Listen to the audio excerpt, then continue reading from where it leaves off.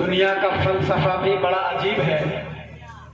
جب یہ رات پوری جوان تھی اور اس رات پر جوانی چڑھتی جا رہی تھی تو یہ محفل، یہ مجمع، یہ جلسہ آپ نے قاری رئیس صاحب جیسے بزرگوں کے حوالے کر دیا.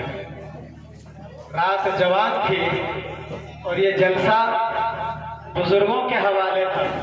اب رات جب بوڑھی ہو چکی ہے تو اس نوجوان کے حوالے کر دیا، کیونکہ الٹی ہی چال چلتے ہیں دیوان گانے عشق.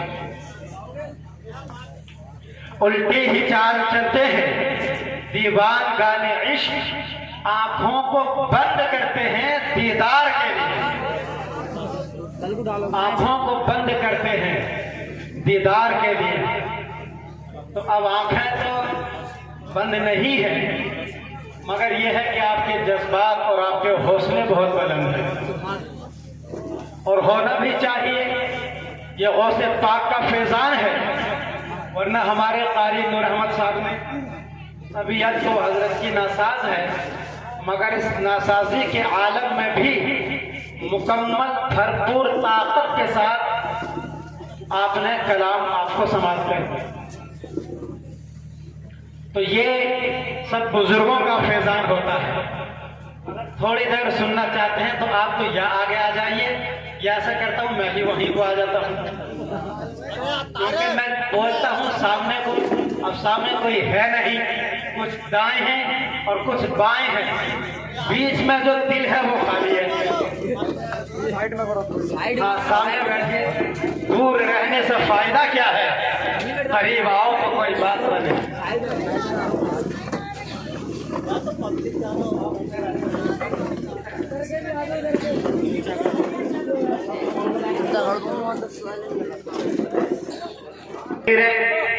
بڑی اچھی اچھی نعت و منقبتیں سرکار غوث اعظم کی شان میں آپ نے سماعت کی ہیں، اور ماشاءاللہ یہ ہمارے نوجوان بھائی محمد اجمل رضا ہیں، صادق بھائی ہیں، ہمارے صادق صاحبزادے دیلر صاحب کے ہیں.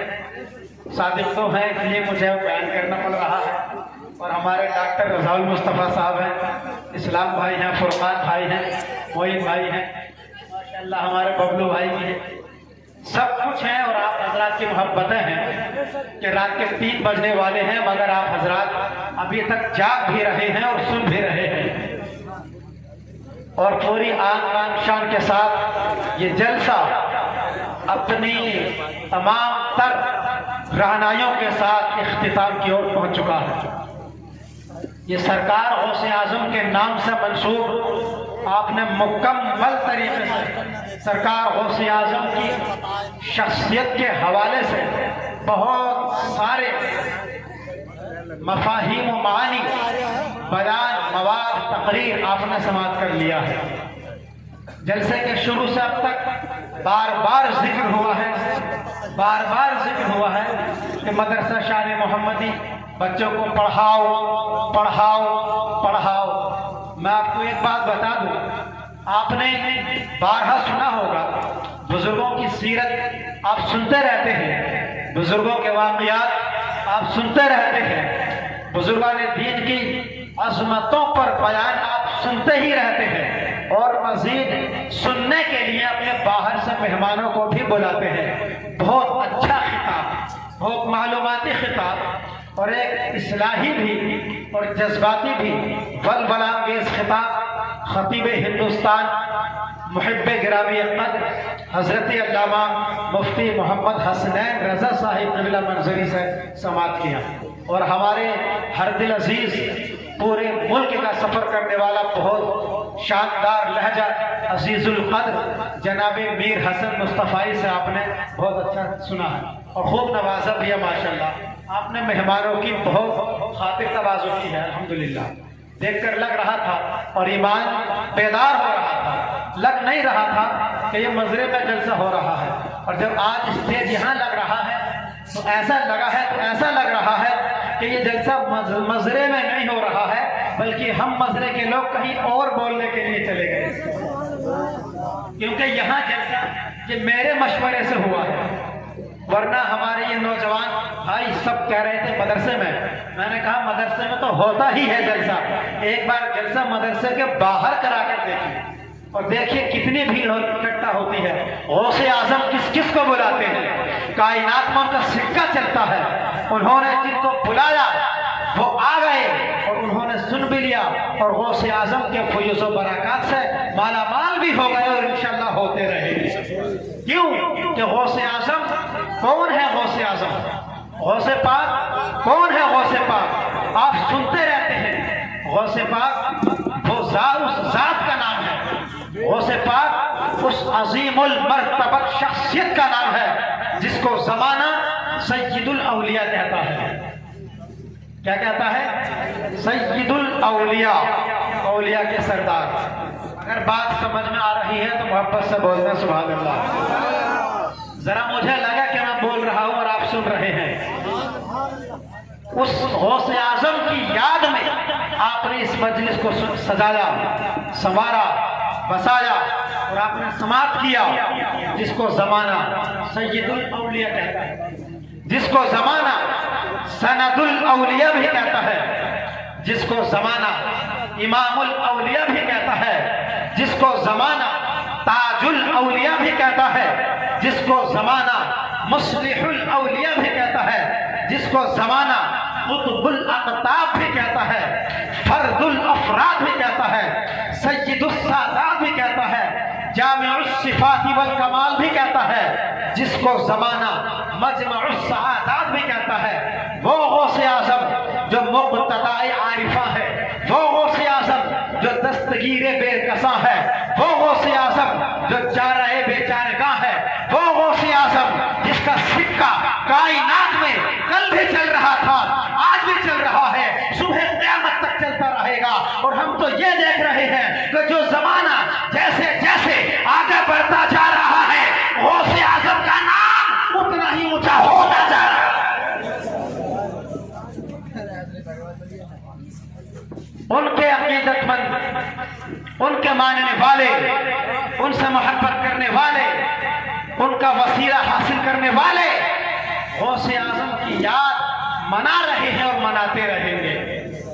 دیکھیے ایک نچوڑ بتا رہا ہوں اور ایک باریک بات سمجھا رہا ہوں، اللہ کرے کہ سمجھ میں آ جائے۔ باریک بات سمجھا رہا ہوں، توجہ میری طرف کر لیں اور بات کو سمجھ لیں اور غوث اعظم کی زندگی کا نچوڑ سمجھ میں آ جائے گا۔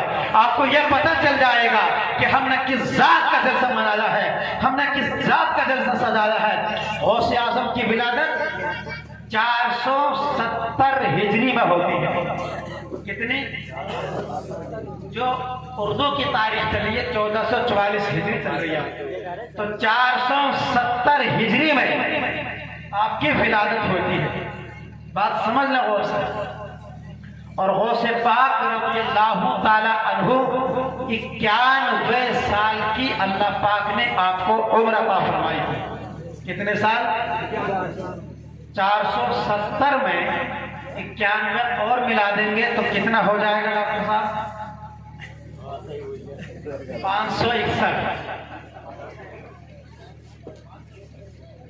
470 سال، 470 ہجری آپ کی تاریخ ولادت ہے اور 91 برس کی عمر آپ نے پائی، تو 470 میں 91 اور ملا دیں تو کتنا ہو جائے گا؟ 561۔ 561 ہجری سرکار غوث پاک کا تاریخ وصال ہے، جس سن میں آپ دنیا سے پردہ فرمائے، جس کو کہتے ہیں سن وصال۔ تو 91 برس کی عمر پائی، 470 اور 91۔ اب آئیے جو میں سمجھانا چاہ رہا ہوں، ایک لفظ آپ سنتے ہیں عشق، محبت، عشق، پیار، تو لفظ عشق، عشق جو ہوتا ہے اس کے عدد بنتے ہیں 470۔ کتنے؟ کون سے لفظ کے؟ عشق کے، عشق، عشق کے 470 اور 91 ایک لفظ ہے کمال، فضل و کمال، کمال یا کامل۔ مولانا ناصر صاحب اللہ कामिल या कमाल, कहते हैं फजल व कमाल है, वो तो मुकम्मल है, कमाल वाला है। तो लफ्ज कमाल जो है इसके अदद बनते हैं 91। तो इश्क के अदद बने 470 और कमाल के अदद बने, गिनतियां बनी 91। तो सरकार गौसे पाक 470 में दुनिया में तशरीफ लाए, यानी इश्क में तशरीफ लाए, काय में? इश्क में। और 91 बरस लफ्ज़ कमाल जिसके अदद गिनतियां होती हैं 91 साल की आपकी उम्र शरीफ है। जब आपकी उम्र मुकम्मल हो गई, कमाल को पहुंच गई, अल्लाह की तरफ से बुलावा आ गया, आप तशरीफ ले गए। तो आपकी जिंदगी की इब्तिदा होती है इश्क से। आपकी जिंदगी की इब्तिदा होती है इश्क से और आपकी जिंदगी की इंतहा होती है कमाल पर। इसी तनाजुर में किसी बुजुर्ग ने अरबी में एक शेर लिखा है गौसे आजम की शान में, और लिखा है जाअ फी इश्क़िन व तबफ़ा फी कमालिन। और वो अरबी में है ये शेर। वो बुजुर्ग लिखते हैं गौसे आजम की शान में कि गौसे आजम का मकाम ये है कि आप इश्क में तशरीफ लाए, इश्क में, यानी 470 में तशरीफ लाए।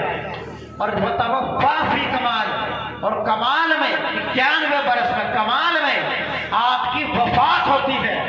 तो उन शायर ने, उन बुजुर्ग ने ये बता दिया कि गौसे आजम दुनिया में तशरीफ लाए तो इश्क में आए, दुनिया से तशरीफ लेकर गए तो कमाल में गए। यहीं से क्लियर हो जाता है कि अल्लाह का वो मुक़द्दस वली जिसको हम और आप सरकार गौसे आजम कहते हैं, क्लियर हो गया। और गौसे आजम की जिंदगी का खुलासा सुन लो कि मेरे गौस की ये शान है कि जब दुनिया में आ रहा है तो इश्क मोहब्बत लेकर के आ रहा है, और दुनिया से जा रहा है तो फजलो कमाल बांध करके जा रहा है। आला हज़रत पुकार उठे, वाह क्या मर्तबा, ए गौस है बाला तेरा, ऊंचे ऊंचों के सरों से कदम आला तेरा। नारे तकबीर, नारे तकबीर, नारे रिसालत, नारे रिसालत। गौसे आजम कॉन्फ्रेंस, जश्न गौसे आजम कॉन्फ्रेंस, नारे तकबीर, नारे रिसालत। बस आखिरी बात सुन ले, आखिरी बात 2 मिनट के अंदर अपने गुफ्तगू खत्म कर रहा हूँ, सुन लें और गौसे आजम की शान देख लें। मेरा गौस, आपने बुजुर्गों की तारीखें पढ़ी है, आपने बहुत बुजुर्गों की तारीखें सुनी है, उनकी अजमतों को सुना है, उनकी रिफातों को सुना है, उनकी शान और शौकत को सुना है, मगर मेरे गौस की ये शान है कि आप देखें, आप किसी भी वली की हिस्ट्री उठा करके देख लें, किसी भी अल्लाह के वली की तारीख का मुताला करके देख लें, तो आप इस नतीजे पर पहुंचेंगे कि किसी को विलायत जवानी में मिली है, किसी को विलायत नौजवानी में मिली है, किसी को विलायत इबादत और रियासत के बाद मिली है, किसी को विलायत तक़वा और तहारत के बाद मिली है, किसी को विलायत पढ़ने के बाद मिली है। मगर कुर्बान जाइए, गौसे आजम की वो ऊंची शान है कि आपको विलायत जवानी में नहीं, नौजवानी में